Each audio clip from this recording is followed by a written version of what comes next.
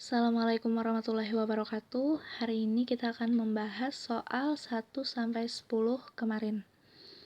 Baiklah, langsung saja kita ke soal nomor 1, kalimat utama. Sudah berapa kali Ibu jelaskan di dalam kelas mengenai kalimat utama?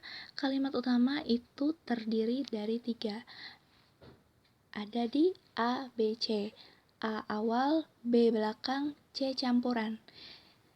Tetapi kalian harus mencurigai dulu di awal kalimat. Jika di awal kalimat itu merupakan kalimat utamanya atau inti dari permasalahan apa yang dibicarakan, berarti kalimat utamanya berada di nomor 1 atau kalimat pertama.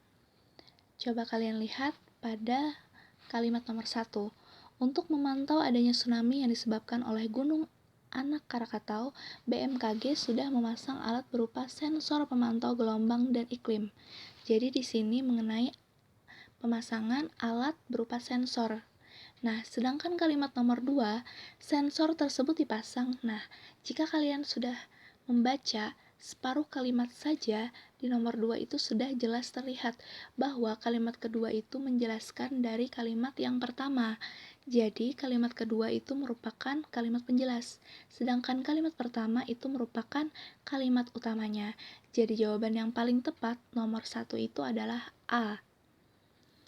Nomor 2. Jika kalian sudah membaca teks tersebut, pasti kalian tahu pernyataan yang tidak sesuai dalam isi teksnya apa kira-kira. Nah, kamu lihat di bagian A. BMKG memasang alat berupa sensor pemantau gelombang dan iklim di Gunung Krakatau. Apakah betul pemasangan berupa sensor pemantau gelombang dan iklim itu ada di Gunung Krakatau? Nah, coba kamu lihat pada teks kedua, sensor tersebut dipasang di Pulau Sebesi. Nah, berarti jawaban yang A itu tidak sesuai. Jika kamu sudah mendapat jawaban A, kamu tidak usah lagi melihat jawaban yang lainnya. Cukup dicentang jawabannya A. Maka jawaban yang paling tepat nomor 2 itu ya A.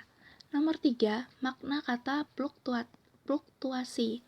Nah, fluktuasi itu ada di mana? Fluktuasi itu ada di kalimat keempat.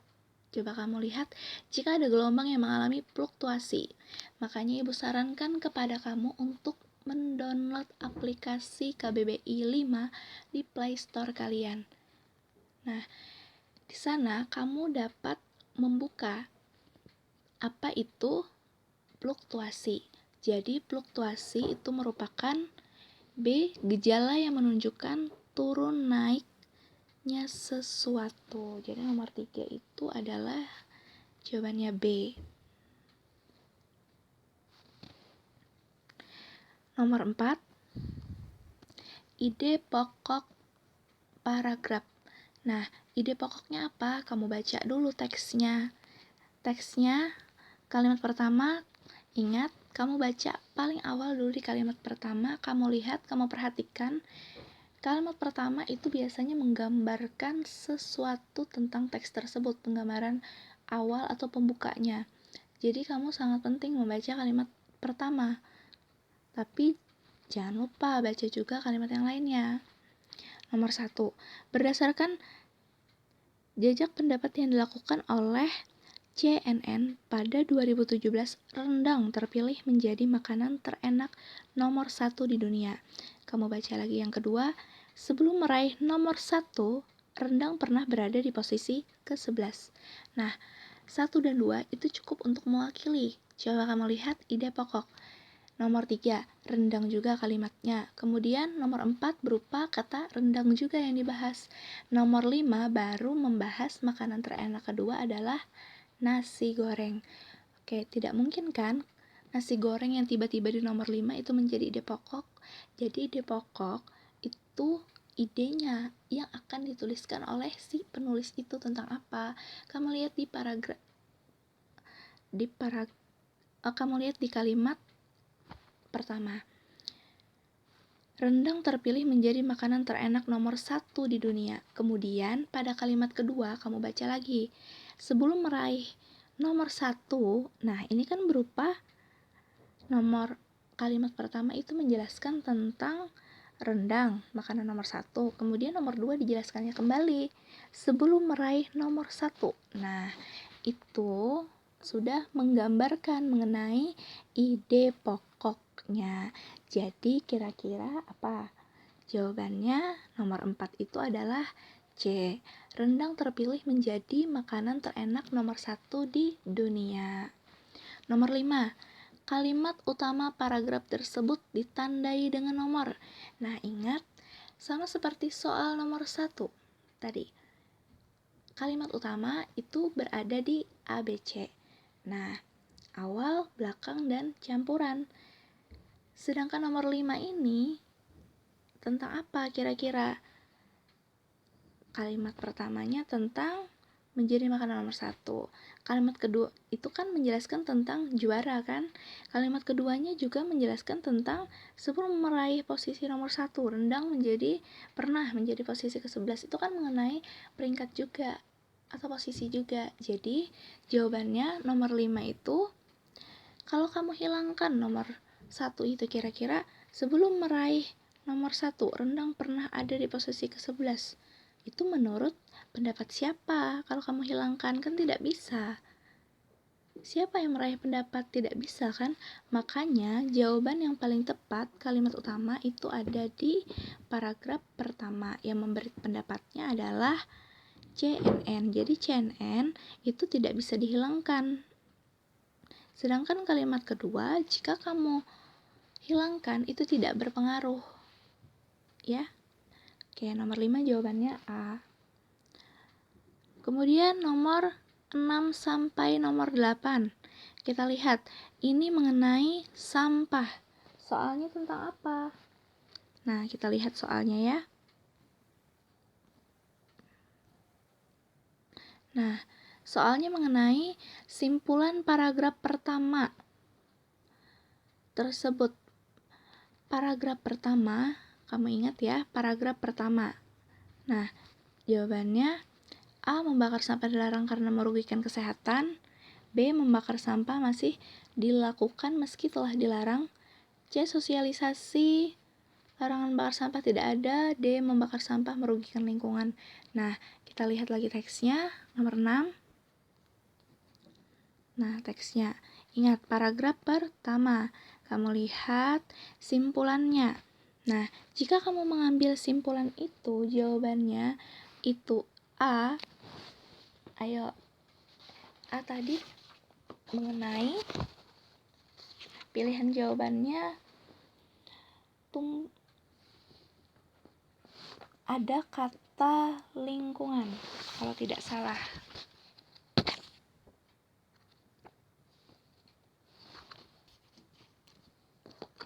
Sebentar.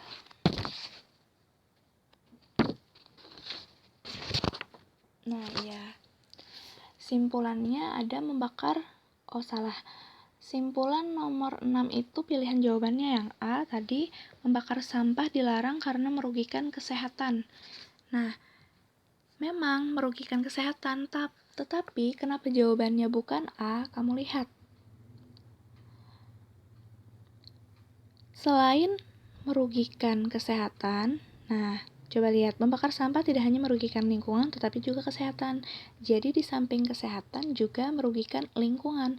Maka simpulannya tidak tepat jika kamu menjawab A, karena lingkungan juga dirugikan akan hal itu, tidak hanya kesehatan. Makanya jawaban nomor 6 yang tepat itu jawabannya adalah B. Membakar sampah masih dilakukan meski telah dilarang. Nah, nomor 7. Kalimat yang menyatakan persetujuan. Dalam teks tersebut terdapat nomor. Nah, persetujuan. Coba kamu lihat kalimat persetujuannya. Pada kalimat nomor 7. Memang tidak masalah jika seseorang membakar sampah di halaman rumahnya. Nah, ada berupa pendapat yang seperti itu. Tetapi asap yang ditimbulkan dapat menyebabkan ke lingkungan sekitar, termasuk tetangga di sekitar rumah. Jadi yang terpapar asap itu tidak hanya kamu, tetapi juga tetangga kamu di sekitar rumah kamu. Nah, jadi maka penulis memaparkan kembali mengenai persetujuan dari teksnya. Coba kamu lihat di kalimat nomor 8. Tentu saja, hal ini dapat berpengaruh terhadap kehidupan sosial. Jadi, akibat kamu membakar sampah, maka tetangga kamu kan akan terhirup dari hasil sampah, asap sampah itu. Maka hal itu berpengaruh, penulis membenarkan, berpengaruh terhadap kehidupan sosial kamu. Bagaimana? Misalnya kamu akhirnya dikucilkan orang atau apa, atau orang bisa protes ke kamu karena mereka tidak suka asap yang mengepul itu merusak pernapasan mereka misalnya. Nah, itu akan berdampak. Jadi nomor 8 itu membenarkan atau menyetujui teks yang ke-7. Maka jawabannya nomor 7 itu adalah D, yang menyetujui teks ke-7 itu adalah teks ke-8. Coba kalian pahami lagi. Di nomor 7 kan dipaparkan, maka nomor 8 itu menyetujui dari kalimat yang nomor 7. Bisa dipahami? Ya, jawabannya jadinya nomor 7 D. Kemudian nomor 8, kalimat yang menunjukkan hubungan sebab akibat. Nah, sebab akibat. Ingat, sebab akibat. Berarti sebabnya apa, kemudian akibat yang ditimbulkan dari teks tersebut apa. Coba kamu lihat jawabannya di pilihan jawaban D, itu 5. Coba kamu lihat kalimat kelima, membakar sampah dapat membahayakan kesehatan. Nah, karena asap yang dihasilkan dari pembakaran mengandung gas karbon dioksida dan karbon monoksida. Jadi, akibatnya apa? Dapat membahayakan kesehatan karena sebabnya asap itu dihasilkan dari pembakaran yang mengandung gas karbon dioksida dan karbon monoksida. Maka jawaban yang tepat nomor 8 itu adalah D. Nomor 9 itu mengenai bukti penggambaran watak ya. Bentar, nomor 9. Nah, nomor 9. Bukti penggambaran watak dalam tokoh cerpen. Nah, kamu lihat penggambaran. Penggambaran itu bagaimana watak atau karakter sifatnya dari tokoh dalam cerpen tersebut. Bu, aku senang sekali. Nah, kalian lihat pada kalimat pertama. Aku senang sekali. Nah, berarti dia itu mengemukakan bahwa dia sedang merasa senang. Nah, maka itu sudah menggambarkan dari tokoh tersebut. Maka jawaban yang tepat nomor 9 yaitu A. Dia atau tokoh tersebut dalam keadaan senang. Itu tergambar pada kalimat nomor 1. Kemudian nomor 10, konflik. Konflik pada kutipan tersebut adalah konflik berupa apa? Kamu lihat lagi teksnya. Nah, teksnya itu berupa seorang anak yang sangat senang karena dia mampu bekerja di hotel bagian front office sebagai penerima tamu. Dia itu asalnya merupakan orang yang pemalu, tetapi ibunya menyuruh untuk menghilangkan rasa malunya dengan cara bertemu dengan orang dan mengikuti kursus-kursus. Jadi, kira-kira itu mengalami konflik apa? Kalau konflik fisik pasti tidak ya. Fisik itu berupa misalnya mohon maaf kekurangan pada bagian tubuhnya. Nah, itu konflik fisik misalnya mengenai panca indera. Sedangkan nomor 10 ini berupa batin dia. Nah, jadi jawaban yang paling tepat nomor 10 itu adalah B. Mengenai soal yang siang tadi kan ada 2 ya, karena kesalahan. Baik, Ibu akan membahas juga nomor 9 pada soal yang salah tadi. Nah, nomor 9 yang Ibu kirim nomor 9, coba kamu lihat bukti watak tokoh dana pemalas. Ini sangat jelas tergambar. Coba kamu perhatikan nomor 6. Namun karena malas dan banyak alasan. Nah, sudah kan tergambarkan bagaimana wataknya, malasnya ada di nomor 6, yaitu pilihan jawabannya D. Kemudian nomor 10, konflik yang dialami oleh tokoh dana. Nah, tokoh dana ini dia tidak disiplin. Nah, terutama dalam waktu.